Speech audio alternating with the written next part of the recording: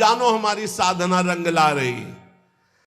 जब काम के वेग को, क्रोध के, मोह के, मद के, इन सब के वेगों को सह गए, कोई प्रभाव नहीं, अंदर से शांत। किसी से कहना मत, क्योंकि कहने से सत्ता दृढ़ होती है। अंदर जो विकार आते हैं किसी से मत कहो, कोई भी क्रिया मत करो, शांत उस समय नाम जप करो। देखो अपने आप सब नष्ट हो जाएंगे। और नष्ट आपको नहीं करना, कोई है आपका जो आप पर नजर रख रहा है। कोई आक्रमण आपको परास्त तब तक नहीं कर सकता जब तक आप आज्ञा का उल्लंघन नहीं करेंगे। आप अपने हाथ से कोई क्रिया नहीं करेंगे, आप कोई गंदे दृश्य नहीं देखेंगे, तब तक किसी की ताकत नहीं कि आपको भ्रष्ट कर सके। ध्यान रखना, क्योंकि आप गुरु कृपा कवच में हैं। जब आप आज्ञा उल्लंघन कर देंगे तो फिर लक्ष्मण रेखा पार हो गए आप, फिर आपको दंड भोगना पड़ेगा। लोभ मोह परद्रोह दोष दुख कलि कुचाल, ये सब तरसें लागे। अर्थात वो चाहते कि मैं इसको अपने अधीन करूं, पर हिम्मत नहीं कि छू सके। किसको? जिसकी जिह्वा पे राधा राधा नाम और हृदय में गुरु कृपा का अनुभव शुरू हो गया है। इंद्रिय दमन, ये पहचान है साधुता की, नहीं तो फिर नाटक है, पाखंड है, दंभ है। बिन विवेक वैराग्य भक्ति बिन सत्य नये को मानो, भगवत विमुख कपट चतुराई सो पाखंडे जानो। चाहे गृहस्थ हो चाहे विरक्त, अगर इंद्रियां संयम में नहीं है, मनमानी विकार भोगे जा रहे हैं, तो नौटंकी नाटक भले हो सकता है। वो गृहस्थ उपासक है ना, वो विरक्त उपासक है। इंद्रिय दमन तो अमन सब भाते हैं, सब भांत से मन अमना हो गया है तो परम शांति परम चैन है। क्षमाशील संतोष सुराई शांति सहज सुख सरसें लागे। उपासक के अंदर क्षमा बढ़ने लगा। चाहे जितना कोई अनिष्ट करे, कभी द्वेष हो ही नहीं सकता, कभी उसको साप दे ही नहीं सकता, कभी उसका मंगल नहीं कर सकता, जिसके ऊपर राधा नाम की कृपा हो गई है। क्षमा, जाओ, तुम्हारा मंगल हो, भगवान तुम्हारा कल्याण करे। संतोष, किसी भी परिस्थिति में शोक नहीं होगा, जैसे प्रभु रख रहे हैं, बड़ी कृपा है। शांति, कोई भी द्वंद्व से अशांत नहीं कह सकता। सहज सुख सरसें लागे, सहज सुख आत्म सुख है, आत्म सुख का रसास्वादन होने लगा। दास बना, ये कैसे हुआ? नाम जपी, पहले दास शब्द है, आश्रय। बहुत जोर की बात हमारे हृदय में बार बार उठती कि ये लोग समझ जाएं कि भगवत प्राप्ति आश्रय से होती, आश्रय से, दृढ़ आश्रय। दास बना पहले, जप नाम दूसरा। बिगड़ी जन्म अनेक की अवै सुधरे, आज हो ही राम को पहले, फिर नाम जप दूसरा, फिर तज कुसुमाज तीसरा। और यहां से शुरू किया जाता है सब उपदेश। पहले विकार त्यागो, फिर नाम जप करो, फिर भगवान की शरण में हो। ऐसा नहीं होता, पहले भगवान की शरण में हो, नाम जप करो, तुम्हें बल मिलेगा, विकार छूट जाएंगे। उपजा मुक्ति, मुक्त पद, बहुत सुंदर महात्माओं के वचन है। पहले भगवत दासत्व आश्रय, खूब नाम जप, तो बोले मोक्ष पद भी हृदय में ही प्रकाशित हो गई। ये मोक्ष पदवी क्या है? इसकी पहचान क्या है कि आप मुक्त हो गए हो? शत्रु मित्र समजान मान मान अपमान सम दुख सुख लाभ नहान या जो कृपा हरिवन, ये मुक्त पुरुष का लक्षण है। चाहे शत्रु हो उसके साथ व्यवहार कर रहा हो, या मित्र हो, दोनों में समान भाव, मान और अपमान में समान भाव, सुख दुख में समान भाव, लाभ हानि में समान भाव, जय पराजय में समान भाव। ये जिसके हृदय में आ गया वो मुक्त हो चुका है। गीता जी में भगवान ने कहा, निर्माण मोहाजित संग दोषाध्यात्म नित्या विनिवृत्त कामा द्वंद्वेर विमुक्ता सुख दुख संगई गच्छन्त अमूढ़ा। ऐसा अमूढ़ अव्यय पद का अधिकारी महापुरुष मुक्त पद में विराजमान कौन है? बोले जो मान रहित हो चुका है। मान बिल्कुल उसके हृदय में प्रियता पैदा नहीं कर पा रहा, और अपमान बिल्कुल दुख नहीं पैदा कर पा रहा। अमोहा, ना अपने शरीर से मोह है, ना किसी के शरीर से मोह है। यह मुक्त पुरुष का लक्षण है। जित संग दोषा, चाहे जितने भोगों के बीच में उसका मन भोगने के लिए चलेगा ही नहीं, वो जीवन मुक्त पुरुष है। जित संग दोषा, अध्यात्म नित्या, निरंतर आत्मस्वरूप में स्थित, विनिवृत्त कामा, समस्त कामनाएं निवृत्त हो चुकी है। द्वंद्व विमुक्ता, हर द्वंद्व से वो मुक्त हो चुका है। मान अपमान, सुख दुख, लाभ हानि, चिंता शोक भय मृत्यु, सब से सुख दुख संगय, सुख और दुख में समान भाव। ऐसा महापुरुष, परम ज्ञानी महात्मा, वो जीवन मुक्त है। वो यहां कह रहे, दास बना पहुंचे मुकाम जे, आंखें कहत हवाला।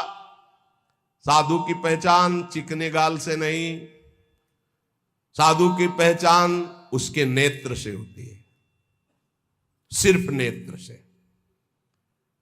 ऐसे तो मांस मछली खाने वाले के भी गाल चमकते देखे हैं कि वो बहुत ही चिकन, तो चिकनाहट को थोड़ी साधुता है, वो तो घी दूध से चिकनाहट आ जाती है।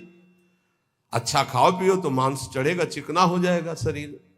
बोले बहुत चमक रहा है चेहरा, तो हम आपको दिखाएं कि विषयी पुरुष हो, चेहरा चमक रहा है, वो भजनानंदी है क्या? नहीं, वो खान पान का है चेहरा। दास बना पहुंचे मुकाम, तो आंखें कहत हवाला। अच्युत मुनि के आश्रम में जी उड़िया बाबा पहुंचे, गंगा के किनारे है, तो देखा, जे दृष्टि दे, अरे अपने शिष्यों से कहा दौड़ो, ब्रह्मबोध संपन्न महापुरुष पधार रहे हैं। दृष्टि में पता चल, बोले दास बना पहुंचे मुकाम जे, तो आंखें कहत हवाला। आंखें परिचय बता देती है कि ये किस कोटि का महात्मा है। जीवन मुक्त है या प्रपंची है या विषयी है या साधक है या साधना की किस स्थिति में है, पहुंचा हुआ महापुरुष के नेत्र बताते हैं। दास बना पहुंचे मुकाम जे, आंखें कहत हवाला। यही दृष्टि में दृष्टि ऐसे मिली तो पता चल जाता है कि किस कोटि की स्थिति है। अब बता रहे हैं कि दो प्रकार की आंखें होती है सिद्धों की। एक होती है जो ज्ञान सिद्ध होता है, करुणा और मैत्री, ये दो आंखों में नहीं होंगी। करुणा और मैत्री नहीं हो, क्योंकि वो निर्मम निरहंकार अद्वितीय स्थिति को प्राप्त महापुरुष बिल्कुल शुष्क शुष्क काष्ठवत हृदय, ना दया ना करुणा ना मैत्री ना द्वैत। जब अपने सिवा है नहीं कोई, तो आप उनकी दृष्टि में देखोगे तो ना हिलन ना डुलन, और नेत्र के आसपास की सारी पुतली साफ एकदम श्वेत, वो ब्रह्माकार वृत्ति के नेत्र होते हैं। रुद्रवत एकदम दृष्टि उनकी, और बिना चंचलता रहे, बार बार ऐसे नहीं, खुले हो एकदम अलक्ष श्वेत पुत्री, सिंहवत दृष्टि। और दूसरे होते प्रेमियों के, नशा ललाई, जैसे भांग छाने हो या कोई नशा करे हो तो लाल आंख नहीं हो जाते, ऐसे लाल आंख होती है प्रेमियों की, क्योंकि प्रायः वो रुदन करते हैं, तो आंखें सूजी हुई या आंखों के नीचे लालिमा, थकित पूतरी, वो एक विचित्र दशा होती, बड़े ही सरस, बड़े ही व्याकुल, बड़े ही थकित नेत्र। पलक न लागत हाला, अपलक दृष्टि उनकी भी रहती है। ज्ञानी की दृष्टि भी ऐसी होती है, प्रेमी की दृष्टि होती है, पर दोनों में अंतर होता है। एक एकदम काष्ठवत शुष्क, मतलब वो शब्द अशुद्ध होगा, उदाहरण नहीं दिया जा सकता, जैसे खुली हुई मुर्दे की आंख, कोई हलन डुलन चलन कुछ नहीं। कई बार उड़िया बाबा को बाहरी लोगों ने समझा कि पधार गए हैं, ऐसी दृष्टि बस कुछ नहीं। और प्रेमी जनों की दृष्टि, नशा ललाई, थकित पूतरी, पलक न लागत हाला, मतलब नेत्र ऐसे कि देखो तो आसक्त हो जाओ, बड़े सरस, बड़े प्रेमी, बड़े थकित, और हल्की सी लालिमा नेत्रों में छाई हुई है, सुरंग नेत्र हैं और घूर्णित नेत्र हैं। प्रेमी जनों के घूर्णित नेत्र हैं। जैसे नशा ललाई का तात्पर्य यही है, थोड़ी थोड़ी देर में ऐसे आपको लगेगा कोई नशा खाए है क्या ये, तो उनके नेत्र, क्योंकि प्रिया प्रीतम के उस प्रेम रसाशों में उनके नेत्र झूमते हैं। अलसाने से रहित हमेशा हरिजस सुनि दृग नीरा। थोड़ी सी प्रभु की बात सुने के आंखों से आंसू की धारा बहने लगी, और अलसाने से रहते हैं, न सोना न जागना। अखियां रूप के रंग रंगी, निरखी स्वरूप कुंवरी राधे को, याही माही पगी। ये अखियां रूप के रंग रंगी, ना सोई ना जगी। प्रियाजू के रूप रस में हर समय अलसाई हुई, एक जैसे कोई नशा किए हो ऐसे उस नशे में। ढरक चलत कबही भरियावत पुलकावली शरीरा, गदगद गर चित शांति थका मन, तनहु थका दर्शाई। ज्ञान विराग भक्ति से पूरे, जगत न सकत समाई। ऐसे प्रेमी जनों के नेत्र जहां जगत का प्रवेश ही नहीं है, हृदय कंठ गदगद हो जाता है, चित्त शांत है, मन अचंचल है, तन एकदम थकित शिथिल भाव में डूबे हुए। बोले ऐसे जो महापुरुष होते हैं तो दास बना पहुंचे मुकाम जे आंखें करत हवाला। ऐसों के नेत्र बताते हैं कि मुकाम में पहुंचे हुए ये जन है। श्री भगवान जगत गुरु श्री कृष्णचंद्र जी कह रहे हैं जो पहुंचे हुए महापुरुष है वो शरीर को अपने वश में किए होते हैं। यही सबसे बड़ी चूक हो रही है। ये बहुत बड़ी चूक है जो हमारी निंदा का कारण बनती है। हम संतों की या भक्तों की जो निंदा का कारण बनता है वो ये नाशवान दुष्ट नीच शरीर है। इसको जब तक मैं माना जाएगा ये नीच आचरण कराता ही रहेगा, गुरुजनों की, आचार्यों की, भगवान की निंदा करवाता रहेगा। एक शरीर से गलती होने पर समस्त साधुओं की तरफ लोगों की दृष्टि अश्रद्धा से हो जाती है। इसीलिए हमें लगता है कि अगर साधु बने तो मर के बने, उन्हें घर गृहस्थी में ब्याह करके अच्छा है, जीवन धर्म पूर्वक व्यतीत करे, अधर्म आचरण न करे।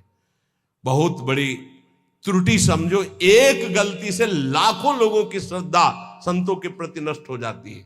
भगवान कह रहे सिद्ध पुरुष के लिए कैसा होता है, निराशीर्यत चित्तात्मा त्यक्त सर्व परिग्रहा, शारीरम केवलम कर्म कुर्वन्नाप्नोति किल विषम।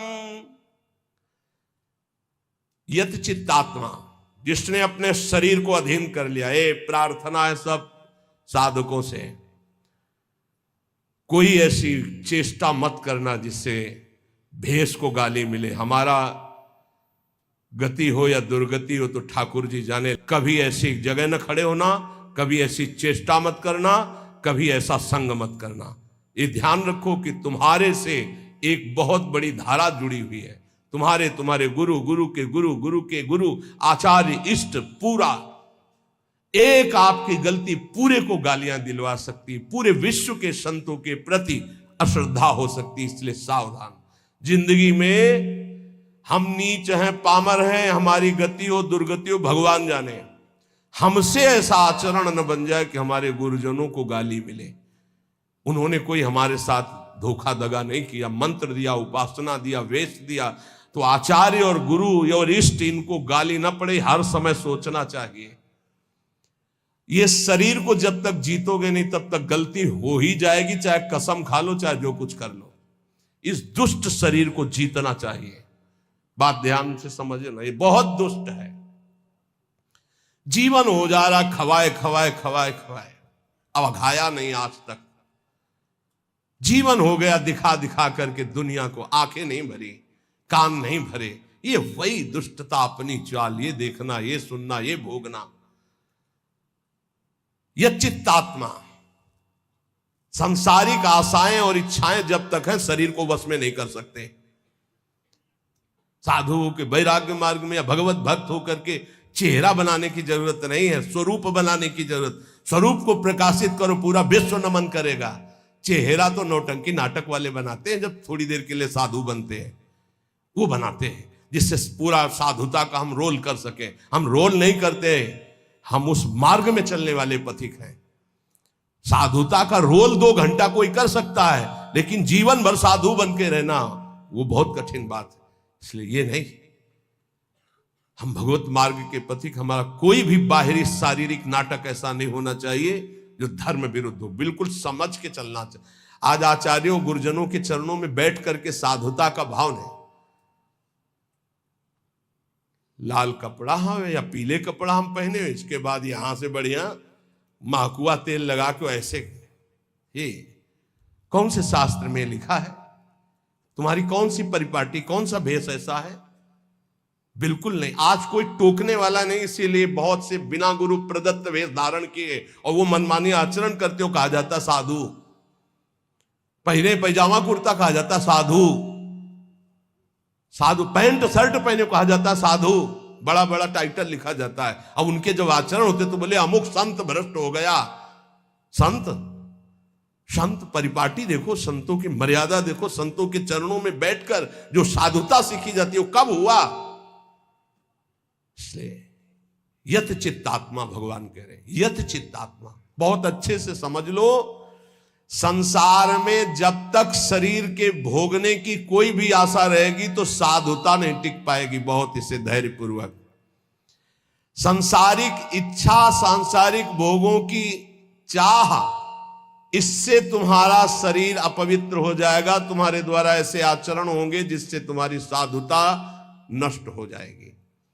शरीर और इंद्रिय और मन के वशीभूत होकर के जो आचरण किया जाता है वो निश्चित अपवित्र है और वो अधर्म होगा और वो गालियां दिलवाने वाला ही होगा। श्रद्धा उपजाना बहुत कठिन होता है भाई, बहुत कठिन होता है। नास्तिक के हृदय में श्रद्धा प्रकट करना, विषयी पुरुष के हृदय में श्रद्धा प्रकट करना और नष्ट करना एक क्षण की बात होती है। जन्म जन्मांतरों की सुकृत एकत्रित होने पर श्रद्धा होती है और एक चेष्टा पूरी लाखों की श्रद्धा नष्ट कर देगी। लाखों का मंगल करने का पाप लगेगा उसको और वो दुर्गति को प्राप्त होगा। इसलिए साधु वेश में बहुत होश में, ये कोई खिलवाड़ नहीं है। ऐसे लोग करते तो खिलवाड़ नहीं, सारी जिम्मेवारी है आपकी। ऐसे कर दिया तो जिम्मेवारी, उनकी श्रद्धा की रक्षा करना तुम्हारा कर्तव्य बन गया। उनके कल्याण की तरफ तुम्हारी दृष्टि जानी चाहिए। ऐसा कोई ये नहीं कि तुम स्वामी बन गए तो जो मनावे सो आचरण करो, ऐसा नहीं है। शरीर इंद्रियां अंतःकरण सिद्ध पुरुष के वश में होता है। साधक को चाहिए कि इनके वश में होकर कोई कार्य ना करे। तुम अकेले नहीं हो, तुम्हारे साथ बहुतों की निंदा होगी या बहुतों की प्रशंसा होगी, ये बात ध्यान रखना है। केवल अपना जीवन होता तो कोई बात नहीं है, गलती हो गई, त्रुटि हो गई या पिट गए या जो भी हो गया सब हो गया। आज तुम नहीं हो, तुम्हारे साथ बहुत जुड़े हुए हैं, तुम्हारे गुरु, तुम्हारे आचार्य, तुम्हारे इष्ट और लाखों श्रद्धा। अगर एक भी त्रुटि तो लाखों की श्रद्धा और पूज्य जनों का अपमान घोर नरक पहुंचा देगा, दुर्गति करवा देगा। त्यक्त सर्व परिग्रहा, जो सिद्ध पुरुष होता है उस शरीर को ही अपना नहीं मानता तो और परिग्रह की बात क्या है। सब सन्यासी हो जो भगवत मार्ग के पथिक हैं, ये तो सर्वाणि कर्माणि मयि सन्न्यस्य मत्पराहा, सारे कर्म भगवान को अर्पित करके जो भगवान के परायण है, चाहे गृहस्थ हो चाहे विरक्त हो, वो सन्यासी है। जो मन का निसंकल्प और वाणी का मौन दंड और शरीर का निष्कर्म संयम पूर्वक, अगर ये दंड नहीं तो किस बात का सन्यासी। भगवान ने एकादश स्कंद में कहा है, वाणी का मौन, मन का निसंकल्प और शरीर का निष्क्रिय, ये सन्यास धर्म का स्वरूप है। तो निष्क्रिय 2 प्रकार से होता है, एक जो कर्म का त्यागी होता है, एक होता है कर्म समर्पण करने वाला। भक्त कर्म समर्पण करने वाला सन्यासी होता है। ये तो सर्वाणि कर्माणि मयि सन्न्यस्य मत्पराहा। सब प्रकार के भोग संग्रह सामग्री का अपनापन भाव ना रखना, चाहे गृहस्थी में हो चाहे विरक्ति में हो। गृहस्थी में तो नाथ सकल संपदा तुम्हारी, मैं सेवक समेत सुतनारी। विरक्ति में तो जो हमारे पास मिला है वो साधु सेवा, भगवत सेवा के लिए मिला हुआ भगवत प्रदत्त वस्तु है, अपना अधिकार नहीं, अपने नौकर है, सेवक है, सिर्फ सेवा। अगर अपने सुख के लिए किसी सामग्री का संग्रह कर लिया जाए, अपने भोग की बात वस्तु मान ली जाए, तो वो उसी की दुर्गति कर देगी, ध्यान रखना। और प्रायः गलती हो जाती है, ऐसे नहीं कोई नजर आएगा, जब कष्ट सह रहा होगा साधक तब कोई नजर नहीं आएगा, और जब उसके पास वो वैभव एकत्रित हो जाएगा तो आ जाएंगे। कौन हो आप?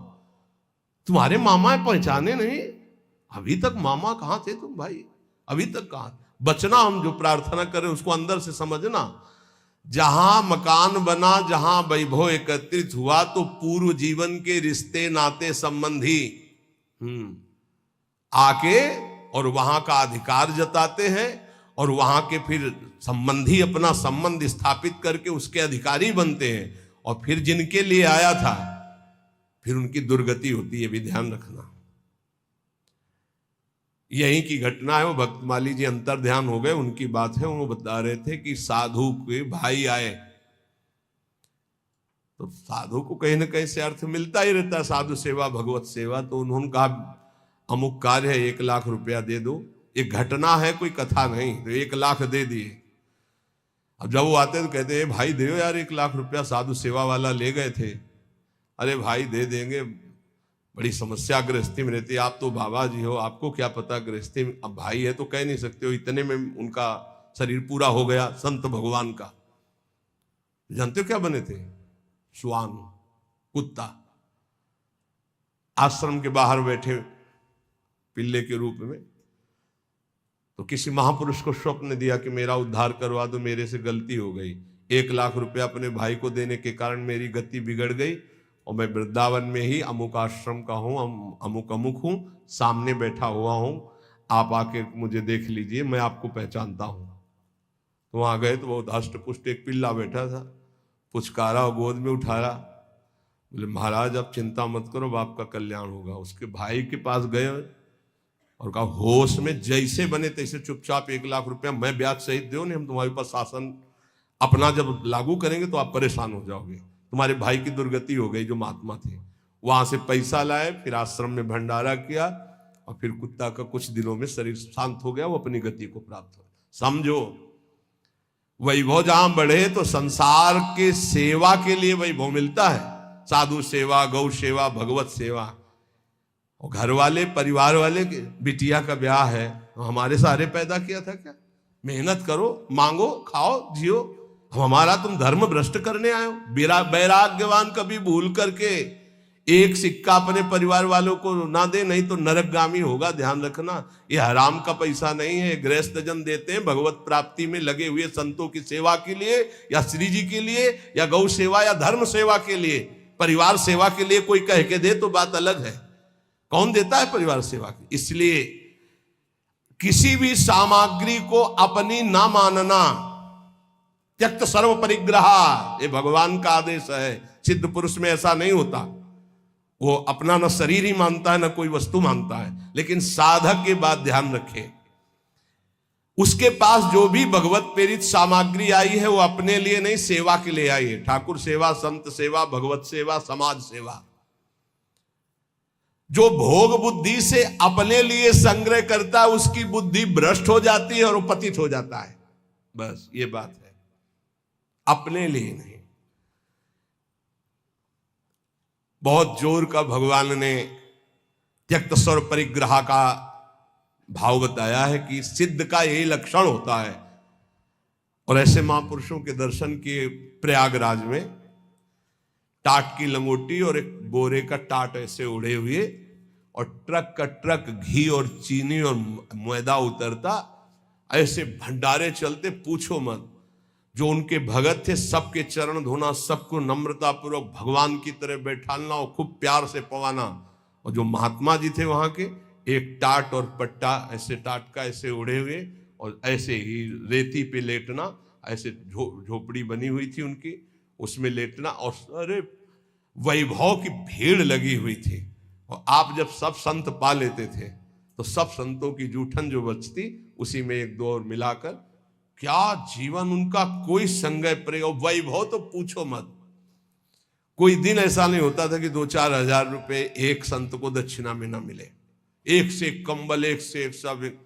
पर देने वाले जब ऐसे, तो वहां त्यागी ही त्यागी ज्यादा थे। देने वाले परेशान थे कि यहां कोई लेता नहीं है। और सामान की ऐसी, ये वास्तविक बात यही है कि स्वयं परिग्रह रहित होकर के समाज सेवा में।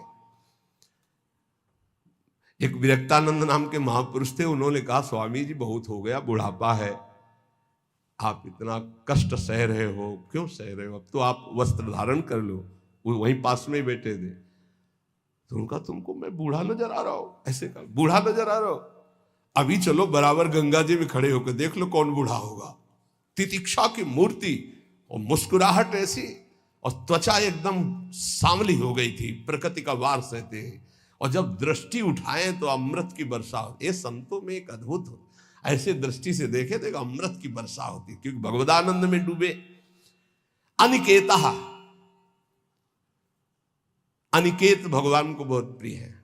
अनिकेत, जिसके रहने के वास में ममता नहीं है। अनिकेत का मतलब जिसके घर नहीं, ऐसा नहीं, ये भी रहने का वास है और ये भी रहने का वास है, अपना नहीं है।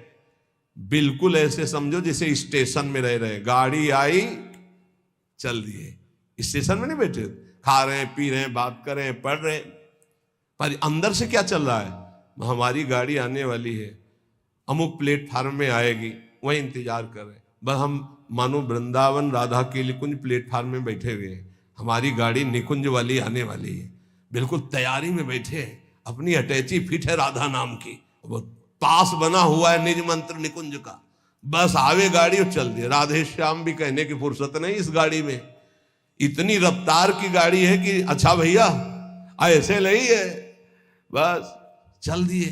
बस ऐसी तैयारी में रहो, यहां राधा के कुंज में कैसे रहना है, स्टेशन में जैसे रहना है। ये ना किसी का था, ना है, न रहेगा। बस समय गुजारो और श्री जी के पास चलना। अनिकेता, रहने के स्थान में ममता रहित होना। निराशी, सिद्ध पुरुष में कोई आशा नहीं होती, और साधक को आशा, कामना, स्पृहा और वासना, इसका त्याग करना पड़ता है।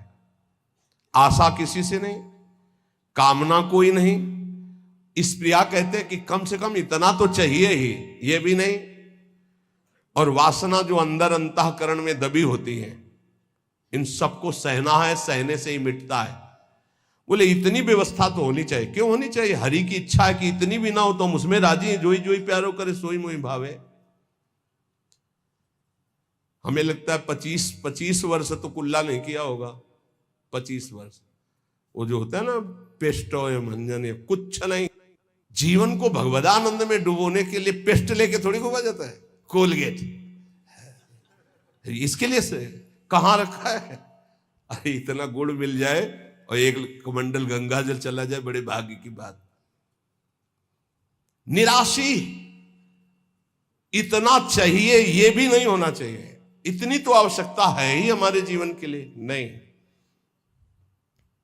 यही वृंदावन की कह रहे, पीछे से सब अचला फटा था, राधा वल्लभ जी के दर्शन कर ले गए। एक ओमवती मैया नाम की विरक्त संत थी, राधा वल्लभी, पता नहीं भगवान अब विराजमान है या श्री जी की सेवा में गई, और दष्ट पुष्ट ऐसे बैठती थी। आए बाबा, तो ये समझ में ना आवे, तेरो अचला फटा है, तुमका समझ में तो आवे, लेकिन समझ तब हो ना जब रुपया हो हमारे पास, तो कुछ है नहीं, जैसा श्री जी दिए वैसा है। सच्ची बाबा, हाँ भैया, तत्काल गई मार्किन लाई, तो वो देर लगती, वहीं बदल के बाद कि जिसको फिकर है वो करो, हमारे पास जो है जैसे है। निराशी, आशा भी नहीं कि इतना तो चाहिए, अगर वो भी फटके गिर जाए तो बाबा जी तो बाबा जी, भगवद आश्रित है। दिगंबर, दिग माने दिशाएं ही, अंबर माने वस्त्र, जिसका वस्त्र दिशाएं हैं। चलो व्यवस्था है तो पहले, नहीं है तो हमारी दिशाएं ही वस्त्र है, दिगंबर। और इसकी भी ट्रेनिंग हुई है काफी, कई महीने इसकी भी हुई, सन्यास में इसका भी संन्यास दिया ही जाता है दिगंबर करके। निराशी, ये सच्ची मानो, कोई आशा मत रखो, जिस समय जैसी व्यवस्था हरि करे उसी में राजी रहो।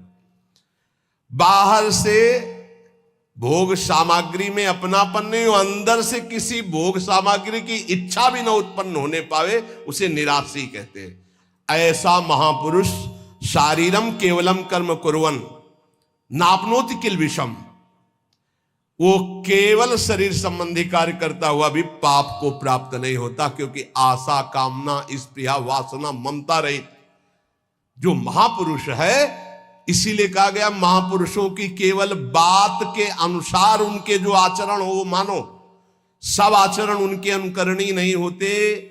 क्योंकि भगवान यह कह रहे, शारीरम केवलम कर्म कुर्वन् नापनोति किल विषम, वो शरीर संबंधी ही केवल कर्म करता हुआ पाप को भी नहीं प्राप्त होता है। जैसे श्रीमद् राधा सुधानी दी, कर्माणि श्रुति बोधितानि नितराम कुर्वन्तु कुर्वन्तु मा गूढ़ाश्चर्य रसास्त्रगादि विषयान गृह्णन्तु मुंचन्तु वा। हमें महापुरुषों का अनुकरण नहीं करना, उनकी उपदेश से जो उनके आचरण मिले वो बात हमें माननी है। नापनोति किल विषम, उनको कभी कोई पाप स्पर्श नहीं कर सकता, वो जन्म मरण रूपी बंधन से मुक्त हो चुके हैं, वो आशा रहित है, उनका किसी से संबंध नहीं है। इसलिए शरीर से जितने कर्म होते हैं वो सब अकर्म बन जाते हैं और उनको फल नहीं देते हैं। जो सिद्ध महापुरुष है उसके द्वारा जो भी होता है वो अकर्म हो जाता है। जैसे श्री भगवान सब कुछ करते हुए भी कभी बंधन को प्राप्त नहीं होते। भारी से भारी युद्ध कर रहे हैं, भारी से भारी व्यवहार में देखे गए, भारी से भारी प्रियता में देखे, कभी कुछ। जो निवृत्ति परायण सिद्ध महापुरुष है उसमें कभी कोई भोग लालसा नहीं होती। भोग लालसा रहित होकर जो भोग भोग रहे हैं दिखाई दे रहा है।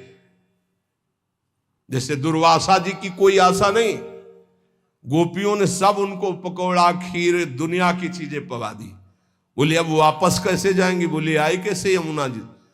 बोले भगवान ने कहा था मैं अखंड बाल ब्रह्मचारी हूं, अगर तो यमुना जी मार्ग दे दे, ऐसा कहना, तो मार्ग दे दिया। तो बोले कह देना दुर्वासा ने दूब रस के सिवा जबान में कुछ न रखा हो तो यमुना जी मार्ग दे दे। गोपियों ने कहा मनो खीर पुआ तो हम सबका पा गए, कह रहे हैं कि दूब के सिवा न रखा हो। इसका मतलब समझते हो?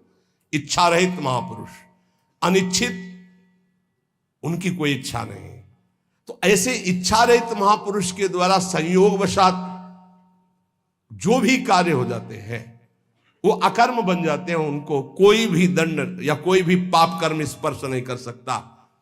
इसलिए बड़े बड़े महापुरुषों की लीलाएं देखी जाती है, विचित्र कोटि की लीलाएं देखी जाती है, बिल्कुल उनका अनुकरण न करे। जैसे आद्य गुरु भगवान शंकराचार्य मछली खा गए, फिर कांच पी गए, सबकी सामर्थ्य थोड़ी है। बहुत एक सिद्ध महापुरुष थे कूटस्थ स्वामी, उनका नियम था खप्पर ऐसे कर दो, जो डाल दोगे वो पालेंगे, जो डाल दोगे। तो कुछ उपद्रवी गांव के लोग थे, जब ये पता चला कि ऐसे नियम वाले हैं तो सीधे कोबरा को पकड़वाया, जो बीन बजाने वाले लोग होते हैं उनसे पकड़वाया और काट करके सीधे जहर सहित रांधा उसको और उनके खप्पर में डाल दिया। और ब्रह्मार्पणम ब्रह्मवीर ब्रह्महग्नो ब्रह्मणाहुतम ब्रह्मविते गंतव्यम ब्रह्म के समाधिना, तत्काल उसको अर्पित करके पूरा पा गए ब्रह्मबोध संपन्न महापुरुष से। तो वहां के लोगों ने पूछा ये तो अभक्ष पदार्थ था। बोले तुम्हारी दृष्टि में, हमारी दृष्टि में भिक्षा थी। फिर एक ने उपद्रव किया, आकर के मदिरा डाल दी उसमें खप्पर। तो मुस्कुराए, उन्होंने कहा यहां तो कोई फर्क नहीं पड़ने वाला, पर तुम्हारी नरक की जो है गति पक्की हो रही। तुम भिक्षा में एक साधु को क्या दे रहे हैं? तो तत्काल वो खप्पर से लेकर के ढिड़का दे। सिद्ध महापुरुषों की। अब फिर उन्हीं की बात, एक दिन वो पेड़ के नीचे बैठे थे, किसी गांव में चोरी करने जा रहे थे चोर। उनसे पूछा कौन हो तुम? वो कुछ नहीं बोले। कौन हो तुम? कुछ नहीं। खूब लात और डंडों से मारा। सुबह जब लोग आए तो पड़े तो घाव उनके देखे, डंडे दे।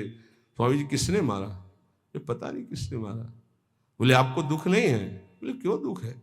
खप्पर में जो आया सो खा लिया, सो शरीर में जो आया उसे भोग लिया।